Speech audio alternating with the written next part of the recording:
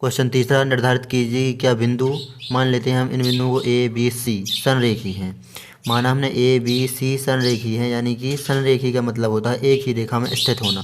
तो एक ही रेखा में संरेखी है, ये हमने मान लिया। अब ये होना चाहिए शर्त संरेखी होने के लिए इस प्रकार की शर्त होगी। किस प्रकार की शर्त भी यहाँ पर मैं लिख ही देता हूँ कि ए बी और बी सी, ए बी दूरी और ये बी सी दूरी, ये किसके बराबर होने चाहिए? ए सी के बराबर। तब तो संरेखी हैं, तब हैं सररेखी, नहीं तो काहे की सररेखी होंगी। अगर इस प्रकार की शर्त पूरी नहीं होती, ए बी इतना और बी सी इतना जोड़ करके ए सी के बराबर, तब संरेखी नहीं होगा। तो हम यहाँ पर ए बी निकालेंगे, बी सी निकालेंगे और ए सी, इनकी दूरी निकालेंगे सभी तीनों। तो यहाँ पर ए बी के बीच की दूरी, तो दूरी सूत्र होता है इस प्रकार का कि x2 माइनस x1 का whole square plus y2 minus y1 का होल स्क्वायर।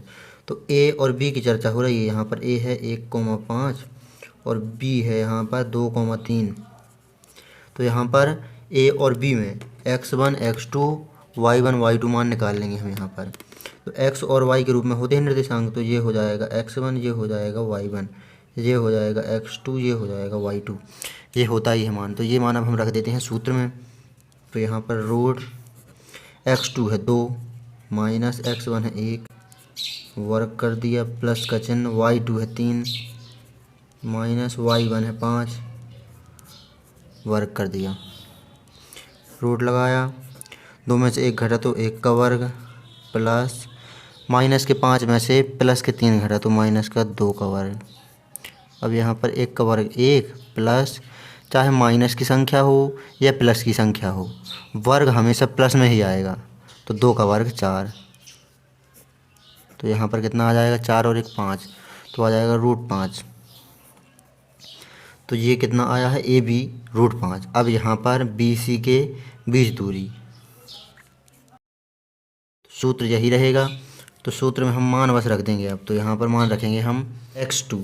तो यहाँ पर b और c की चर्चा हो रही है। किसकी चर्चा हो रही है? b और c की।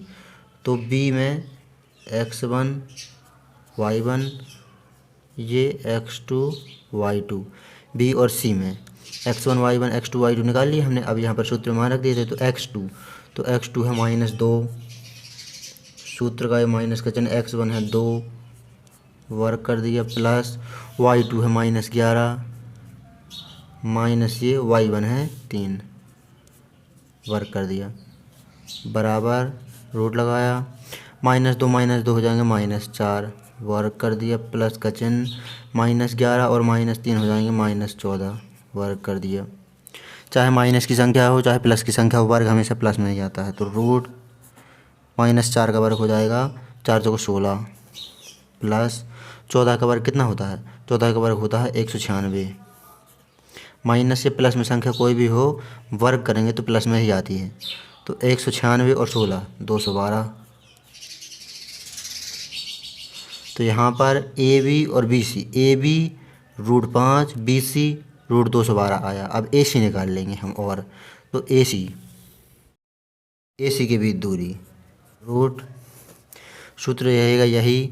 अब यहाँ पर x1 y1 x2 y2 मान निकाल लेते हैं हम। तो ये हो जाएगा x1, ये y1, ये x2, ये y2, सभी मान रखेंगे सूत्र में। तो यहाँ पर root x2 minus x1, x2 है -2, माइनस चिन्ह लगाया सूत्र का, x1, तो x1 है 1, वर्ग कर दिया, प्लस का चिन्ह लगाया, कोष्टक y2, तो y2 है यहाँ पर -11, माइनस y1, तो y1 है 5, वर्ग कर दिया, रूट लगाया, -2 और -1 -3 हो जाएगा, वर्ग कर दिया, प्लस -11 -5 -16 हो जाएंगे, वर्ग कर दिया। प्लस माइनस में संख्या कोई भी हो, वर्ग हमेशा प्लस में ही आता है।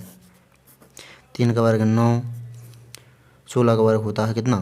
15 का 225, 16 का होता है 256। तो यहाँ पर देखेंगे हम 256 और 9 265। तो यहाँ पर देखेंगे हम, क्या ये शर्त पूरी हो रही है? संरेखी होने की शर्त, A B plus B C, A B plus B C A C के बराबर, तब संरेखी है। तो यहाँ पर अब शर्त, अब ए बी है √5 प्लस बी सी है √212, क्या बराबर हैं √265 के? तो बराबर तो नहीं है, कहाँ है बराबर? तो यहाँ पर ये है ए बी प्लस ये है बी सी, बराबर नहीं है ये ए सी के मान के। तो यहाँ पर बिंदु संरेखी नहीं है, अतः बिंदु संरेखी नहीं है। तो ये हमारा आंसर आ गया। तो नोट कर लीजिए आप यहाँ पर इस प्रश्न को अच्छी तरह से।